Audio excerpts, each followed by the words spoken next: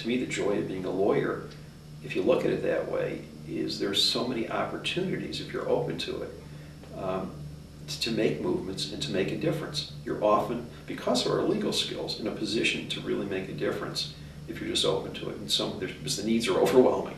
There's an unlimited set of needs out there if you're open to them. And there are all kinds of folks I know who would never use the word, I'm a holistic lawyer or a comprehensive lawyer, who have been my mentors, my guides, people I enjoy being with, because that's the way they practice. That's who they are, even though these wouldn't be the words they use. They'd laugh at them probably, but that's who they are.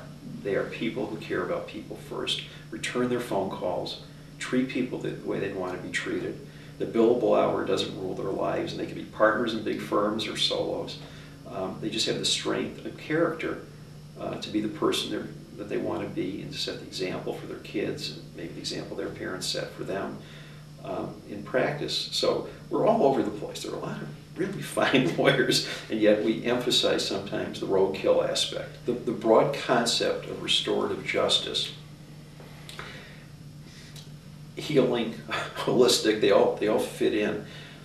There are programs, and again, not huge, but victim offender programs, where you've got the guy who did the bad thing, whatever it is, meeting with the victim and talking about it. And what happens in these programs, and there aren't that many, and they're typically at the misdemeanor or lower levels, but what happens in restorative justice is saying, we want you back in the community. How do we get you there? How does the person who is victimized get a place to express themselves? So the victim, unlike in the court, where they simply get to repeat, on this day somebody hit me, gets to express how it felt to be violated, how they felt, and why about being picked on. Was it about them, or were they just in the wrong place at the wrong time? And the doer, whether it's a young person or whatever, sometimes starts crying. I didn't really mean to hurt you. That wasn't what I meant. There was nothing about your house. It just, unfortunately, I saw the door was open. And there are cases, again, maybe not overwhelming, but cases where you find the victim becoming very supportive of the offender because of a connection of humanness. But for the grace of God, that could have been maybe somebody in my family, or the addiction that led to the problem. Fortunately, we all know folks, even ourselves, who have had various kinds of addictions or problems, or we're human failings. So what it does, like the alternative dispute resolution movement, is puts people in a room to have conversation and to hear each other's feelings and to bond as human beings. So there's a certain amount in that. Now the movements don't come, they come from Native American tribes, they come from Australia, they come from all kinds of other places where the communities tend to be a little bit tighter. They come from the Maasai tribes in Africa, where when there's an offender, the tribal leaders will often get together and talk about what the offense is and how to make it right. Make it right by the person who did wrong, by his immediate family, and by the larger tribe. But it's all based on healing and eventually on acceptance. So does it fit everything? No, probably not.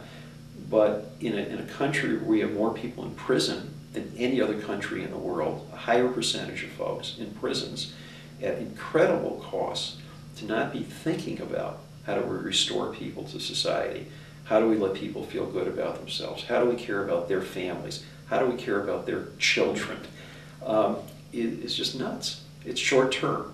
So restorative justice would have to be a long-term approach with risks. The easiest thing to do is lock somebody up. They come out, they commit another crime, but you've done your job. You've locked them up. You've done, and this is saying, these are folks, and we can work with you until you prove we can't. And if it's addiction or other issues, let's focus on that. The drug court movement, which is, I tie in many ways to restorative justice, is simply saying that law does not have the answer. The answer is a team approach, or maybe is a team approach. I remember with a good friend of mine, Judge David Breck, now retired, and we were pushing this idea, and I finally got him on board, and he was a great guy. He was a natural for this. And Judge Schmay from Kalamazoo, Michigan, had played a huge role in interesting some of the judges. And we arranged a meeting with a bunch of mental health professionals. And we sat there and we said, look, we represent the court system in many ways, especially him. And we're a complete failure in dealing with these folks who are committing crimes because of drug issues. We can't handle it. You know, we know when they've committed the crime, we know how to punish them, but we're not, 80% are returning. What are we doing? And they turned to us and said, well, we're not sure we know what we're doing either completely, but maybe we can work together. And what happened was a collaboration between mental health workers, probation workers, prosecutors. It was tough. Some of them had a hard time with this, but some prosecutors and some defense lawyers had a hard time with this too, because their role is always to say, they didn't do it, they didn't do this, they didn't do that, denial, denial, denial. And as lawyers, that's certainly important to care about due process. And I've written a lot about that tough balance between due process and helping people heal. But we worked as a team, and it's been evolving. Now, the first group were probably cutting-edge kinds of folks that were involved. But as Judge Breck retired, as others moved on, we've now seen, I'll call them more mainstream prosecutors, judges, and others showing an interest, a dramatic interest, and doing a great job with some of these courts. The battle is always finances, money. Is it worth having this many people involved? And our argument is darn right it is. If you can lower recidivism rates, how could it not be worthwhile? But it's long-term thinking versus short-term thinking. Holistic law, the word that's been used here often, is long-term thinking versus short-term thinking. And it carries over a lot of these areas where lawyers have opportunities to make a difference in all aspects of law, corporate law, everything else. It's just a different approach. What's good for the long-term health, be it the company, society. It's a long-term approach to dealing with each other. You see?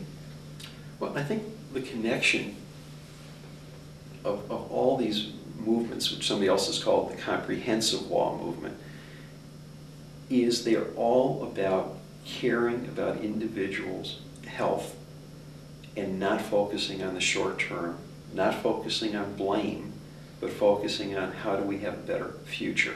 What steps do we take looking forward? What steps do we take to make sure people feel cared about when they're in the legal system, and to make sure that they felt understood, so it was an acceptable, humane experience, so the practitioners feel good about the role they played, possibly in helping people, which is hopefully a motivation that most of us still have.